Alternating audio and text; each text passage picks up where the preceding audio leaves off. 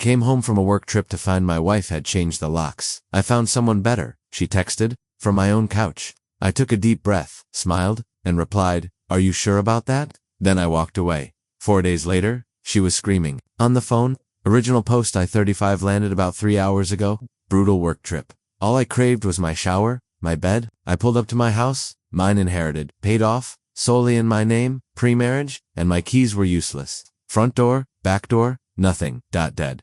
Confused, I peered through the living room window. There was Chloe, 32F, my wife, on my couch. Phone in hand, some random dude beside her, arm draped casually, laughing. My stomach dropped. Before I could even form a coherent thought, my phone buzzed. Chloe. Hey, surprise, changed the locks, don't bother, found someone better, we're happy, pick up your stuff next week, I'll let you know when. Standing on my own porch, luggage dead. Wait, reading that? The sheer unadulterated audacity. Found someone better? On my couch? In my house. My first visceral instinct? Kick the door in. Pure unthinking rage. But then a switch flipped. This wasn't impulsive. This was cold, calculated. She waited until I was miles away. Out of the country. So I breathed. Deeply looked back at the window. She was watching, a smirk playing on her lips. The new guy, let's call him Chad internally for now, looked smug. I managed a smile, small, tight, and texted back. Me, are you sure about that? Then I turned, grabbed my suitcase and walked to my car. No backward glance. Drove to a decent hotel, checked in. First call wasn't to her. Not to unleash the fury brewing. It was to Marcus, my lawyer. Probably woke him. Didn't care. Me, Marcus, Liam, code red. Wife's changed locks on my house. New guy inside. House is solely mine. Premarital. How fast can we evict her and guest? And yes, divorce papers, infidelity, the works. Marcus, ever the expensive shark, just purred. Understood. Papers by morning. Don't go near. Don't contact. Let them dig. So, here I am, showered, room service steak devoured, because frankly, I deserved it, and waiting. That tight smile hasn't quite faded. She thinks she's won. Thinks this is her triumphant power move. For days until she expects me to beg for my belongings. Let's see how Chad enjoys my couch when the utilities start winking out. Power, water, internet. Updates will follow. Reddit. This is going to be quite the show. Update 1. 4 days later. Saturday. 4 days post-lockout. As predicted, my phone's been a fireworks display of panicked calls from Chloe. Straight to voicemail. Per Marcus's explicit instructions. The messages are quite something. On Wednesday morning, I'd called the utility companies, explained I was the sole account holder. The property would be unexpectedly vacant due to a personal emergency, and requested service suspension to prevent unauthorized use and waste. The internet provider said they could remotely deactivate within 24 hours. Power company quoted 24 to 48 business hours. Water would take up to 72 hours as they needed to send someone. It wasn't an instant magic trick, but the ball was rolling. VM one morning. Liam, the internet's completely down, and Netflix isn't working on any device. Did you change passwords or something? Fix it. Chad is bored. So the internet went first, as expected. VM2. Friday late afternoon, sounding more stressed. Okay? Seriously, Liam, the power just went out. Not the street, just your house. What on earth is going on? Chad's phone is dying? This isn't funny. Right on schedule for the power company's estimate. VM3. Chloe, Saturday morning, full yelling mode. Liam, the water stopped. The actual water. Chad is trying to shower. What are you doing, you troublesome man, trying to smoke us out? I'm calling the cops. And there goes the water. Perfect timing. Go right ahead, sweetheart. Call the cops. Report that the legal owner of the house whom you illegally barred entry has responsibly suspended utilities he's not currently using after giving notice to the companies. I'm sure Officer Friendly will be deeply sympathetic to your and Chad's plight. VM4. Saturday, late morning, tearful, barely audible whisper. Liam, please talk to me. Chad left, said this was too much drama, said I told him you'd just roll over. He took my purse. My phone's about to die. Please, I'm stuck in here. It's cold. Well, Chad, the someone better, apparently wasn't up for a no-frills, no-utilities camping adventure in a suburban house, and a thief to boot. Chloe, your taste in men is impeccable. The detail about him taking her purse was a new low, even for this mess. My response to all this, nada, stuck to the script. Marcus filed eviction papers Thursday. He'd warned me the process server might encounter resistance. Sure enough, when the server arrived this morning, Saturday, Chloe apparently tried to refuse the papers, shouting about her rights. The server, a seasoned professional, simply documented the refusal, affixed the notice prominently to the door as legally permitted, and photographed it for proof of service. Standard procedure for difficult recipients. Around 11 a.m., Marcus called. Marcus. Morning, Liam. Papers officially served, or rather service affected, despite non-cooperation. Miss Chloe was vocally displeased. Her guest, the Chad, individual you mentioned, was reportedly not present. She has 72 hours from the time of service to vacate. Non-compliance means we proceed with forcible removal by the sheriff. One internally had a less than flattering nickname for Chad, but Marcus just referred to him as the guest, or Chad, based on my initial info. The cherry on top, Marcus informed me that by changing the locks and denying me access to my own property, she's now liable for any damages during her unauthorized stay. Guess who's booking a full inspection the second she's out? The call stopped. Phone probably died. Or maybe the sight of a legal eviction notice taped to her, my door, finally pierced the entitlement bubble. For a moment, I wondered how she'd manage with no phone and no purse. But then I remembered her smirk. My sympathy evaporated. She'd figure something out, or she wouldn't. Not my problem. She thought she was the puppet master. She forgot the crucial detail. My name on the deed, my money, my rules. And I am not the doormat she clearly envisioned. Next up, locksmith rendezvous in 72 hours, and a hazmat team. Update 2, 1 week later. So the 72-hour eviction notice expired yesterday, Tuesday. Chloe, surprisingly to absolutely no one, did not vacate. The audacity continues its meteoric rise. Marcus, efficient as ever, initiated the forcible eviction process with the sheriff. That's slated for tomorrow a.m.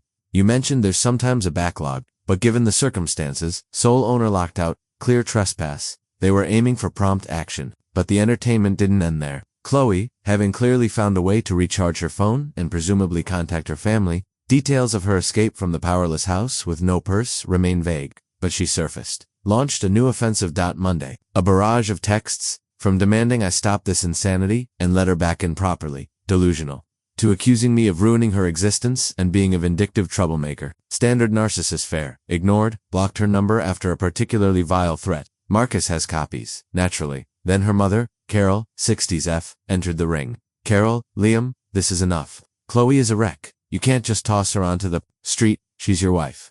Me was? Carol was. She clarified that when she changed the locks on my house and texted me with her new man beside her on my couch, that she'd found someone better. The house is mine, solely. She's trespassing and being evicted legally. She was upset. People make mistakes. Chad was a mistake. She sees that now. She needs stability. You always gave her that. Stop this eviction. Let her come home. Work it out. The sheer unmitigated gall. Come home after that. And her mother is co-signing this fantasy. Me, Carol, with all due respect, Chloe detonated this situation with extreme prejudice. She didn't want to work it out. She wanted me gone. Replaced. The only thing she sees now is that her brilliant plan imploded. The eviction stands. All further contact through my lawyer. Marcus, he has the particulars. Carol, you're cruel. She has rights. We'll get our own lawyer. This isn't over. Click. Our own lawyer. Heard that one. Let them. Marcus eats threats for breakfast. Next, the predictable smear campaign. A few mutuals surfaced, asking if I was okay, mentioning they'd heard Chloe's version, that I was apparently a secret monster, and this was her desperate escape. Right? My escape is from her, I calmly told the few who seemed genuinely concerned. Came home from work trip, locks changed, dude on my couch, text saying she found someone better. House is mine. Evicting for trespassing. Connect the dots. Most did the rest. Not real friends. The lowest blow, though. This morning, animal control, officer, sir, report of an abandoned dog at my address. Neighbor concerned. Ice in my veins. We have had Buster, a golden retriever. My dog pre-Chloe microchipped to me. She knows I adore him. Me. Officer, my house. Ex-wife illegally locked me out last week. Mid-eviction. She's still inside. My dog, Buster, is with her. Is he okay? Has she harmed him? Report just said potentially. Abandoned. Will do a wellness check. Immediate call to Marcus. He was livid. Malicious. Using the dog. Unbelievable. He contacted animal control. Explained. Provided my ownership proof for Buster. Reiterated she had the dog. She caused this. Stressed my eagerness to recover Buster. Turns out, Chloe, genius that she is, likely called them herself, or mommy did, trying to frame me for abandoning Buster. Leverage. Make me look bad. Force contact. Animal control did the check. Buster was okay. Thankfully, though stressed, they noted the lack of power water, gave Chloe a stern lecture on animal welfare, couldn't remove Buster yet without more immediate cause, but it's documented, and it made her look like the villain. Fail. For a moment I'd worried this stunt might delay things, but Marcus assured me it was just another nail in her legal coffin, demonstrating bad faith. Tomorrow, E-Day I'll be there. Locksmith Marcus, videographer. I just want my house, my dog, this woman, not just entitled, actively malicious when thwarted. Each move digs her hole deeper, solidifies my resolve. Found someone better, she boasted. Seems she's struggling to find anyone competent, even to abet her own terrible choices. Final update 1 month later, 1 month post-EDA eviction day. It's been a journey, but the chaos is subsiding, and my horizon looks blessedly Chloe-free. E-Day was cinematic. Arrived with Marcus, locksmith, and a videographer. Marcus's idea, document property condition. Sheriff's deputies already present. Chloe, given a final chance, leave peacefully. She chose performance art, screaming, tears, accusations of me breaking laws. Deputies were professional, firm, escorted her out. She didn't have much. Chad hadn't left her with more than the clothes. On her back, it seemed. Moment she was clear, locksmith went to work. First priority once inside, Buster called his name. He came tearing out a bit thinner, clearly stressed, but ecstatic. Straight to the vet. All clear, just needed good food. Peace. Seeing him safe? Biggest win. The house? Goodness. Not trash like a rock star, but weeks of no power, no water, no cleaning.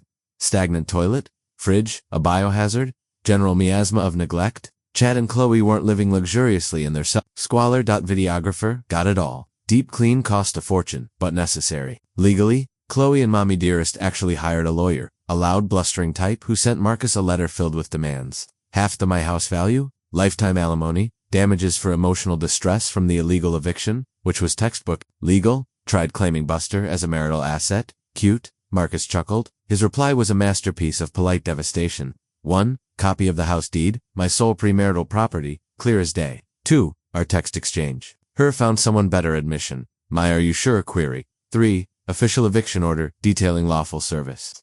4. Buster's adoption papers. Microchip registration. All solely mine. Predating Chloe by 2 years. 5. Detailed cleaning repair. Estimate due to her neglect with a gentle hint about a counterclaim. 6. Reminder her actions. Lock, change. False animal abandonment claim. Smear campaign. Screamed bad faith. Judges frown on that. Their lawyer went radio silent, then a much humbler offer to discuss a reasonable settlement. Chloe's fan club. Mom? A few easily duped friends kept trying to paint me as Satan. Carol even appeared at my work reception, demanding to see me about what you're doing to my precious daughter. Security politely showed her the door, trespassed her. Marcus sent another sharply worded letter to their lawyer about harassment. The final score? Divorce swift. Clear abandonment? Infidelity? Exhibit A. Her text, how she got nothing. Zip. Never hers. Spousal support denied. Affair. Short marriage. Just under 3 years. Her conduct, judge wasn't playing. She's young, able-bodied, was working. Assets. Her clothes, personal trinkets. Shared value of items bought during marriage, minimal. I kept my pre-owned furniture. She lacked receipts. Buster snoozing at my feet, non-negotiable. Legal fees? She paid hers. Given her lawyer's initial theatrics, likely hefty, the revenge wasn't about shouting matches or dramatic confrontations from my side. It was calm, methodical, legal annihilation. She made an astoundingly arrogant, entitled gamble, assuming she held a royal flush. She misjudged me, misjudged the law, catastrophically. Grapevine whispers, a former mutual who saw the light, say, Chloe's back with her parents. Chad, the better man, not only vanished, but allegedly cleared out her bank account before his exit from my house. Karma has a way of working things out, doesn't it? She's reportedly bewailing how I'm a monster who left her destitute after one tiny mistake. The self-awareness is breathtakingly absent. Her actions, her consequences, simple. My house is mine again.